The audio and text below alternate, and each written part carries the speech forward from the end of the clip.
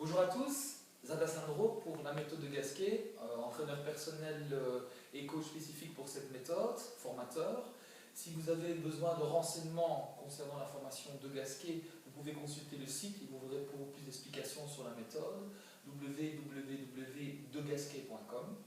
Aujourd'hui, vous présentez une petite vidéo sur les mouvements des obliques. En fait, nous avons 3 couches d'abdominaux, comme j'ai déjà présenté dans d'autres vidéos. Une couche profonde qu'on appelle le transverse, une couche intermédiaire formée des 4 faisceaux des obliques, les 2 grands et les 2 petits, et les bretelles et plaquettes de chocolat qui sont ces abdominaux striés du ventre. Alors, pour travailler spécifiquement les obliques, il y a des mouvements. Et on va travailler des mouvements debout aujourd'hui. Ils sont peut-être un peu plus difficiles que les mouvements au sol, mais je vais vous donner des trucs avec la position des jambes pour stabiliser le bassin et dissocier le haut du bas du corps, vu que les obliques, ce sont les mouvements. Les obliques principaux, c'est dissocier le haut par rapport au bas. Alors, on va commencer par la torsion du haut par rapport au bas. Premier mouvement. Je mets les pointes de pied à l'intérieur et je tends les jambes, ce qui va fixer mon bassin. Quand vous allez tendre vos jambes, vous allez voir votre bassin, les cuisses vont s'ouvrir, ça va mettre en tension le bas du ventre, le transverse va être très tonique et votre bassin est fixé. Donc on va tout de suite se rentrer. Je mets les mains sur les épaules, je lève les coudes et j'abaisse. Voilà, la nuque est étirée. Je contracte le périnée, j'expire et je fais une torsion vers la droite. Et puis j'inspire, je ramène. Une torsion périnée serrée, j'expire, torsion vers la gauche, je ramène. Je dois toujours laisser les coudes éloignés les uns des autres et éloignés du corps pour étirer. Si vous avez des difficultés à stabiliser vos épaules ou votre tête, vous pouvez utiliser une technique avec les mains en prière. Index, pouce ou majeur et pouce au menton. Et vous tournez l'axe des épaules sans bouger le bassin. Alors, ça n'a l'air de rien, mais si vous faites une petite série de 20 en expirant correctement, vous allez déjà sentir l'effort.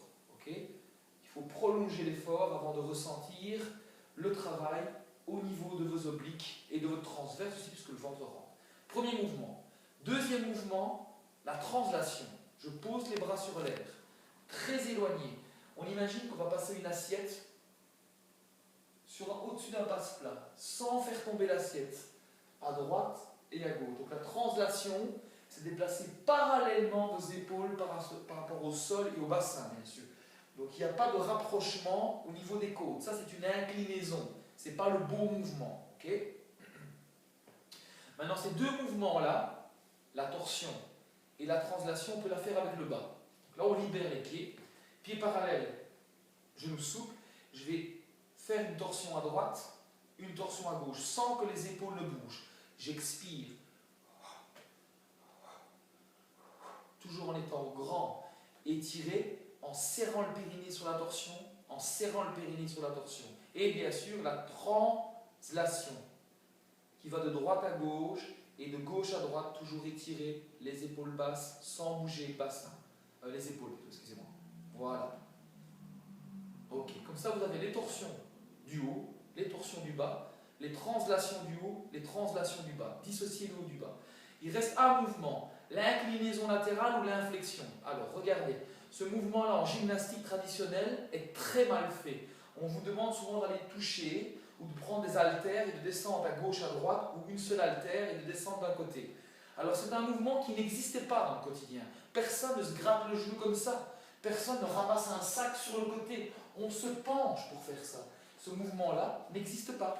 En gymnastique, bien, mais pas dans la vie quotidienne ni dans le sport. On n'est jamais obligé de se déplacer comme ça.